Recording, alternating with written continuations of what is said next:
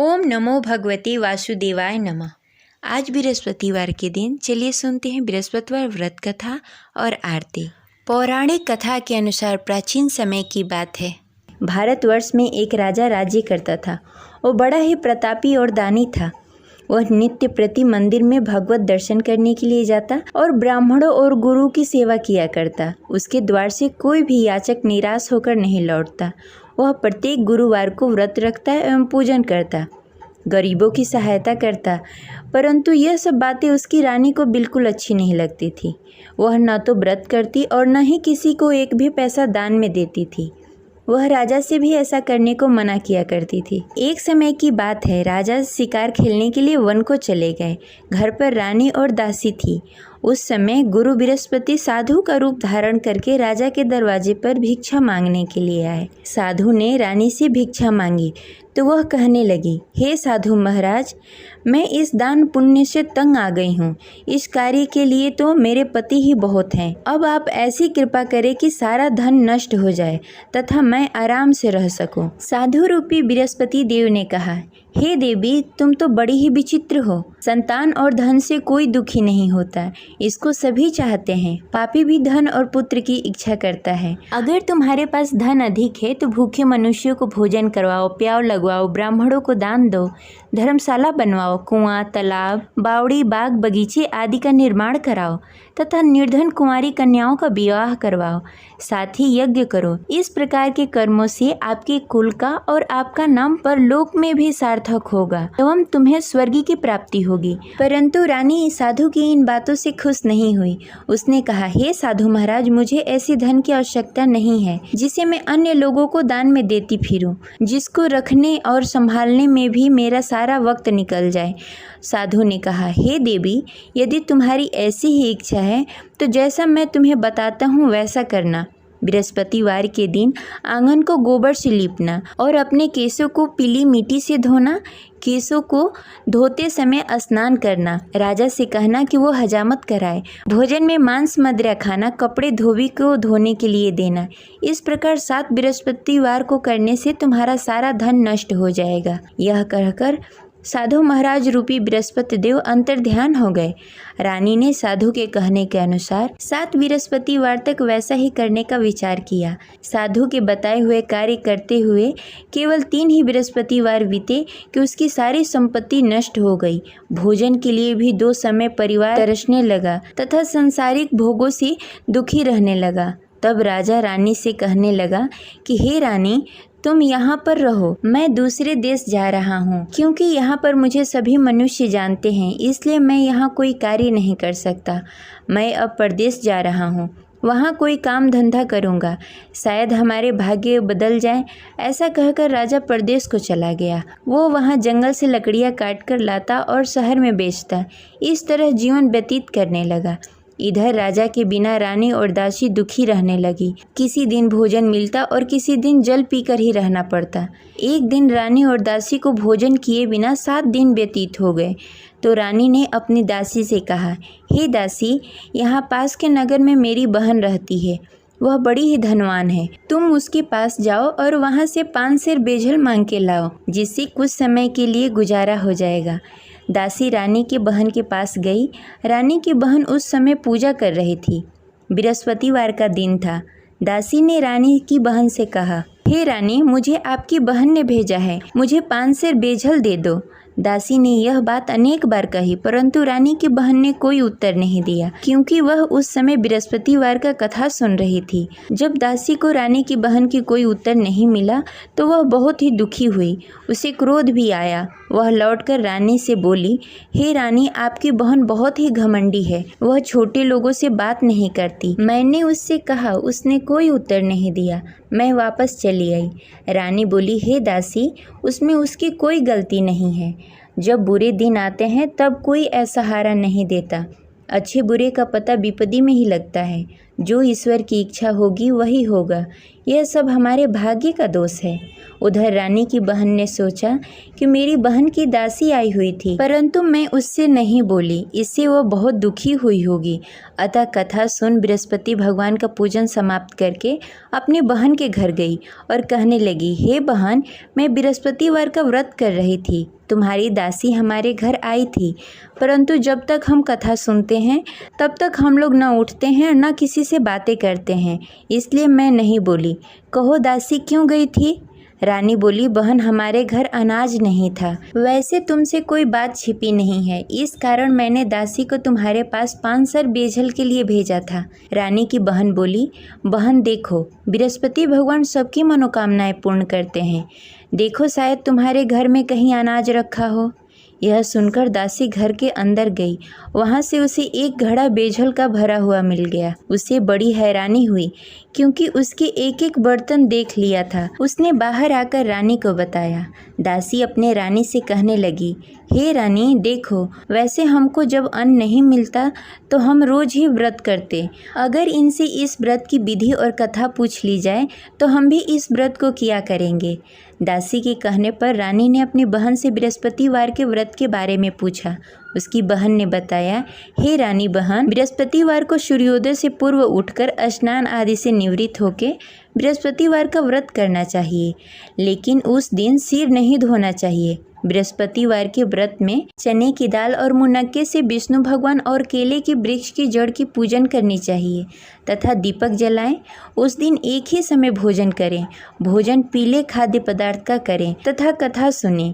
इस प्रकार करने से गुरु भगवान प्रसन्न होते हैं और अन्न पुत्र धन देते हैं। इस प्रकार व्रत और पूजन की विधि बताकर रानी की बहन अपने घर को लौट गई। रानी और दासी दोनों ने ही निश्चय किया कि वे बृहस्पति भगवान का पूजन जरूर करेंगी। 7 दिन बाद जब बृहस्पतिवार आया तो दोनों ने व्रत रखा। घुड़सार में जाकर चना और गुड़ बीन लाई तथा उसकी दाल से केले की जड़ में विष्णु भगवान का पूजन किया। अब भोजन कहाँ से आए? दोनों बड़ी ही दुखी हुई, परंतु उन्होंने व्रत किया था, इस कारण बृहस्पति देव भगवान प्रसन्न थे। वे एक साधारण व्यक्ति के रूप में 2 थालों में सुंदर पीला भोजन लेकर आए और दासी को देकर बोले, हे दासी, यह भोजन तुम्हारे और रानी के लिए है, तुम दोनों करना। दासी भोजन पाकर बड़ी ही प्रसन्न हुई और रानी से बोली, रानी जी, भोजन कर लो। रानी को भोजन आने के बारे में कुछ पता नहीं था, इसलिए वह दासी से बोली, जा तू ही भोजन कर ले, क्योंकि तू हमारी व्यर्थ में हंसी उड़ाती है। दासी बोली, एक व्यक्ति अभी भोजन देकर गए हैं। रानी कहने लगी, वह भोजन तेरे लिए दे गए होंगे, तू ही भोजन कर ले। दासी ने कहा, वह व्यक्ति हम दोनों के लिए भोजन की थाली लेकर आए हैं, इसलिए मैं और आप दोनों ही साथ भोजन करेंगी। फिर दोनों ने गुरु भगवान का नमस्कार किया और भोजन प्रारंभ किया। उसके बाद से वे प्रत्येक बृहस्पतिवार को गुरु भगवान का व्रत और पूजन करने लगी। बृहस्पति भगवान की कृपा से उसके पास धन हो गया, परंतु रानी फिर पहले की तरह आलस्य करने लगी। तब दासी बोली, देखो रानी, तुम पहले भी इस प्रकार का आलस करती थी। तुम्हें धन को रखने में कष्ट होता था, इस कारण सभी धन नष्ट हो गए। अब गुरु भगवान की कृपा से धन मिला है तो फिर तुम्हें आलस्य होता है। बड़ी मुसीबतों के बाद हमने यह धन पाया है, इसलिए हमें दान पुण्य करना चाहिए। तुम भूखे मनुष्यों को भोजन कराओ, प्याव लगवाओ, ब्राह्मणों को दान दो, कुआं, तालाब, बावड़ी आदि का निर्माण कराओ, मंदिर पाठशाला बनवाओ, दान दो, कुंवारी कन्याओं का विवाह करवाओ। धन को शुभ कार्यों में खर्च करो, जिससे तुम्हारे कुल और यश बढ़े तथा स्वर्ग की प्राप्ति हो और पितृ प्रसन्न हो। दासी की इन बातों को मानकर रानी ने इसी प्रकार का कार्य करना प्रारंभ कर दिया, जिससे उसका काफ़ी यश फैलने लगा। एक दिन रानी और दासी आपस में विचार करने लगी, न जाने राजा किस दशा में होंगे, उनकी कोई खोज खबर नहीं है। गुरु भगवान से उन्होंने प्रार्थना की और भगवान ने रात्रि में राजा को स्वप्न में कहा, हे राजा, उठ, तेरी रानी तुझे याद करती है, अब अपने देश को लौट जा। राजा प्रातःकाल उठकर जंगल से लकड़ियाँ काटकर लाने के लिए जंगल की ओर चल पड़ा। जंगल में गुजरते हुए वह सोचने लगा, रानी की गलती से कितने दुख भोगने पड़े। राजपाट छोड़कर जंगल में आकर रहना पड़ा। जंगल में लकड़ियां काटकर उन्हें बेचकर गुजारा करना पड़ा। उसी समय उस जंगल में बृहस्पति देव साधु के रूप में प्रकट हुए और राजा से पूछने लगे, हे लकड़हारे, तू इस सुनसान जंगल में किस चिंता में बैठा है? मुझे बताओ। यह सुनकर राजा के नेत्रों में जल भर आया और साधु की वंदना कर बोला, हे प्रभु, आप सब कुछ जानते हैं। इतना कहकर राजा ने साधु को अपनी संपूर्ण कहानी सुनाई। महात्मा तो स्वभाव से ही दयालु होते हैं। वे राजा से बोले, हे राजा, तुम्हारी रानी ने बृहस्पति देव के प्रति अपराध किया था, जिसके कारण तुम्हारी यह दशा हुई। अब तुम किसी प्रकार की चिंता मत करो, भगवान तुम्हें पहले से भी अधिक धन देंगे। देखो, तुम्हारी पत्नी ने बृहस्पतिवार का व्रत करना प्रारंभ कर दिया है। अब तुम भी बृहस्पतिवार के दिन व्रत रखो। चने की दाल और गुड़ जल के लोटे में डालकर केले के पत्ते में विष्णु भगवान का पूजन करो। फिर कथा कहो या सुनो, भगवान तुम्हारी सब मनोकामनाएं पूर्ण करेंगे। साधु को प्रसन्न देखकर राजा बोला, हे प्रभु, मुझे लकड़ी बेचकर इतना पैसा भी नहीं बचता जिससे भोजन करने के उपरांत कुछ बचा सकूं। मैंने रात्रि में अपनी रानी को व्याकुल देखा। मेरे पास कोई साधन नहीं जिससे समाचार जान सकूं। फिर मैं बृहस्पतिवार की कौन सी कहानी कहूँ या सुनूं? मुझको तो कुछ भी मालूम नहीं है। साधु ने कहा, हे राजा, तुम किसी बात की चिंता मत करो। बृहस्पतिवार के दिन तुम रोजाना की तरह लकड़ियाँ लेकर शहर जाओ। तुम्हें रोज से दुगना धन प्राप्त होगा, जिससे तुम भली भांति भोजन कर लोगे तथा बृहस्पति देव की पूजा सामग्री भी लेकर आओगे। बृहस्पति देव की कथा इस प्रकार है। प्राचीन काल में एक बहुत ही निर्धन ब्राह्मण था। उसके घर में कोई संतान नहीं थी। वह नित्य प्रति पूजा पाठ करता, परंतु उसकी स्त्री बहुत ही मलिनता के साथ रहती। वह न स्नान करती, न ही किसी देवता का पूजन करती। प्रातःकाल उठते ही सर्वप्रथम भोजन करती, बाद में कोई अन्य कार्य करती। ब्राह्मण देवता बहुत ही दुखी रहते थे। पत्नी को बहुत समझाते, किंतु उसका कोई परिणाम नहीं निकलता। भगवान की अनुकंपा से एक समय ब्राह्मण की पत्नी गर्भवती हुई और 10वें महीने एक सुंदर कन्या को जन्म दिया। निर्धन ब्राह्मण कन्या के जन्म से बहुत दुखी हुआ। धीरे धीरे ब्राह्मण की कन्या बड़ी होने लगी। बचपन से ही उस कन्या की रुचि भगवान विष्णु की पूजा में थी। वह प्रातः उठती, स्नान ध्यान करती, उसके बाद भगवान विष्णु की पूजा करती और मंदिर में जाती। बृहस्पतिवार को व्रत करके विधि विधान पूर्वक पूजा पाठ करती। पूजा पाठ के बाद वह पढ़ने के लिए पाठशाला जाती। घर से चलते समय वह मुट्ठी भर जौ साथ में लेकर जाती और पाठशाला के रास्ते में थोड़ी थोड़ी जौ गिराते जाती। जब पाठशाला से लौटकर आती, जौ के दाने सोने में बदल जाते। लड़की सभी सोने के दाने बीन लाती। एक दिन जब वह सोने के दानों को साफ कर रही थी, तो उसकी माँ ने कहा, बेटी, सोने के दाने साफ करने के लिए सोने का सूप भी होना चाहिए। अगले दिन बृहस्पतिवार था। उसने भगवान बृहस्पति देव की पूजा करते हुए प्रार्थना की, हे भगवान, यदि मैंने आपका व्रत विधि विधान से किया हो तो मुझे सोने का सूप दे दो। भगवान बृहस्पति देव ने उसकी मनोकामना पूरी करने का वचन दिया। पाठशाला से लौटते समय उसने रास्ते में सोने का सूप पड़ा हुआ मिला। घर लौटकर सोने का सूप अपनी माँ को दिखाकर वह सोने के दाने साफ करने लगी। उसी समय नगर का राजकुमार उसके घर के पास से गुजर रहा था। उस सुंदर लड़की को सोने के सूप में जौ साफ करते देख राजकुमार उस पर मोहित हो गया। राजकुमार ने अपने पिता से उस लड़की से विवाह करने की इच्छा प्रकट की। तो राजा ने ब्राह्मण को महल में बुलाकर राजकुमार से उसकी लड़की के विवाह की बात कही। ब्राह्मण तैयार हो गया। धूमधाम से उस लड़की का विवाह राजकुमार से हो गया। दुल्हन बनकर ब्राह्मण की लड़की महल में चली गई। लड़की के चले जाने से ब्राह्मण फिर से निर्धन हो गया। उसे कई कई दिनों तक बिना भोजन के रहना पड़ा। बहुत दुखी होकर ब्राह्मण एक दिन अपनी लड़की के पास गया। अपने पिता से निर्धनता का समाचार सुनकर उसे बहुत सारा धन देकर पिता को विदा किया। उस धन से ब्राह्मण का कुछ दिनों तक आराम से गुजारा हुआ, लेकिन जल्द ही फिर भूखों मरने की हालत हो गई। ब्राह्मण अपनी लड़की से धन लेने के लिए फिर महल में पहुंचा। लड़की ने पिता की बुरी हालत देखकर कहा, पिताजी, आखिर आप कब तक मुझसे धन लेकर जीवन व्यतीत करेंगे? आप कोई ऐसा उपाय क्यों नहीं करते जिससे आपका घर धन धान से भर जाए? ब्राह्मण ने कहा, मैंने तेरी माँ को बहुत समझाने की कोशिश की, पर उसकी समझ में कुछ नहीं आता। उसकी फुहरता नष्ट हो तब तो घर की निर्धनता दूर हो। तब कुछ सोचकर लड़की ने पिता से कहा, पिताजी, आप कुछ दिनों के लिए माँ को मेरे पास छोड़ जाओ। तब कुछ सोचकर ब्राह्मण ने पत्नी को लड़की के पास महल में छोड़ दिया। लड़की ने अपनी माँ से कहा, माँ, तुम कल प्रातः उठकर स्नान आदि करके भगवान विष्णु की पूजा करना। पूजा करने से तुम्हारी निर्धनता अवश्य दूर हो जाएगी। लेकिन उसकी माँ ने उसकी कोई बात नहीं मानी।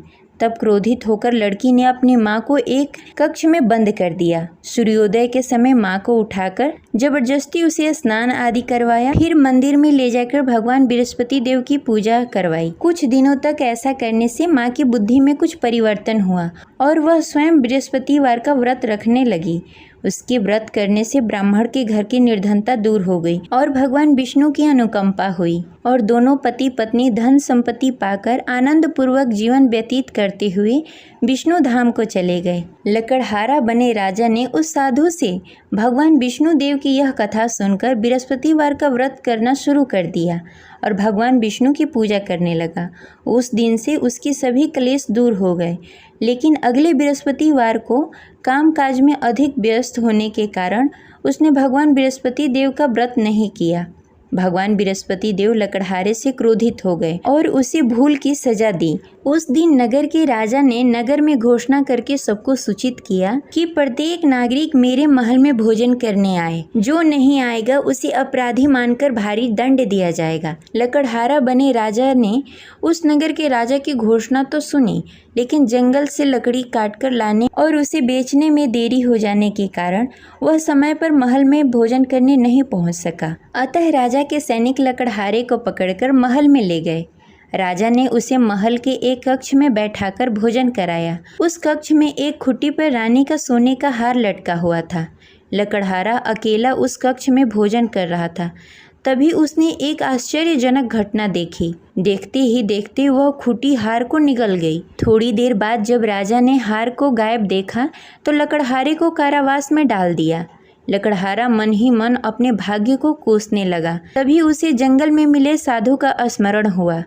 थोड़ी देर में भगवान बृहस्पति देव सन्यासी के रूप में उसके सामने प्रकट हुए और कहा, हे लकड़हारे, तूने भगवान बृहस्पति देव की पूजा नहीं की, इसी कारण तुम्हें कष्ट हो रहा है। लेकिन अब चिंता मत करो, बृहस्पतिवार के दिन कारागार के दरवाजे पर तुम्हें कुछ पैसे पड़े हुए मिलेंगे। उन पैसों से भगवान बृहस्पति देव का व्रत करके उनकी पूजा करोगे तो तुम्हारे सारे दुख दूर हो जाएंगे। फिर बृहस्पतिवार के दिन दरवाजे पर पड़े पैसे राजा को मिले, जिससे उसने चने की दाल, गुड़, मुनक्का मंगाकर भगवान बृहस्पति देव की कथा कही और व्रत किया, जिससे भगवान बृहस्पति देव प्रसन्न होकर उस नगर के राजा को स्वप्न में लकड़हारे को मुक्त करने को कहा। सुबह राजा ने आकर अपने कक्ष में देखा कि खूंटी पर हार टंगा हुआ है। राजा ने लकड़हारे को मुक्त कर दिया, उसे धन और आभूषण देकर विदा किया। लकड़हारा बना राजा उस नगर से चलकर अपने नगर की तरफ चल दिया। जब राजा अपने नगर में पहुंचा तो उसने देखा उस नगर में कुएं, धर्मशाला, बाग बगीचे देखकर बहुत प्रसन्न हुआ। राजा ने किसी से पूछा कि ये सभी चीजें किसने बनवाई है। उस व्यक्ति ने कहा कि ये सभी चीजें रानी और दासी ने बनवाया है। फिर राजा महल की तरफ चले गए। रानी ने राजा को देखा तो भव्य स्वागत किया। फिर राजा और रानी साथ साथ रहने लगे। फिर कुछ दिनों के बाद बृहस्पति देव की कृपा से राजा और रानी को पुत्र प्राप्त हुआ और राजा और रानी इसी प्रकार भगवान बृहस्पति देव का पूजा अर्चना करते रहे और सुखी जीवन व्यतीत करते रहे। बृहस्पति देव सभी की मनोकामनाएं पूर्ण करते हैं। जो भी व्यक्ति बृहस्पतिवार के दिन पूरी श्रद्धा और भक्ति के साथ बृहस्पति देव की पूजा अर्चना करता है तथा व्रत का पालन करता है और कथा पढ़ता है या सुनता है या किसी और को सुनाता है, उनकी सभी मनोकामनाएं बृहस्पति देव पूर्ण करते हैं। जिस प्रकार बृहस्पति देव ने राजा और रानी की मनोकामनाएं पूर्ण की, उसी प्रकार बृहस्पति देव सभी की मनोकामनाएं पूर्ण करते हैं। जय बृहस्पति देव। अब सुनेंगे बृहस्पति देव की आरती। ओम जय बृहस्पति देवा, ओम जय बृहस्पति देवा, छिन छिन भोग लगाऊं कदली फल मेवा। ओम जय बृहस्पति देवा, तुम पूर्ण परमात्मा, तुम अंतर्यामी, जगत पिता जगदीश्वर, तुम सबके स्वामी। ओम जय बृहस्पति देवा, चरणामृत निज निर्मल, सब पातक हरता। सकल मनोरथ दायक कृपा करो भरता। ओम जय बृहस्पति देवा। तन मन धन अर्पण कर जो जन शरण पड़े। प्रभु परगट तब हो कर आकर द्वार खड़े। ओम जय बृहस्पति देवा। दीन दयाल दयानिधि भक्तन हितकारी। पाप दोष सब हरता भव बंधन हारी। ओम जय बृहस्पति देवा। सकल मनोरथ दायक सब संशय हारी। विषय विकार मिटाओ संतन सुखकारी। ओम जय बृहस्पति देवा। जो कोई आरती तेरी प्रेम सहित गावे। ज्येष्ठानंद आनंद कर सो निश्चय पावे। ओम जय बृहस्पति देवा। प्रभु जय बृहस्पति देवा। जय बृहस्पति देव।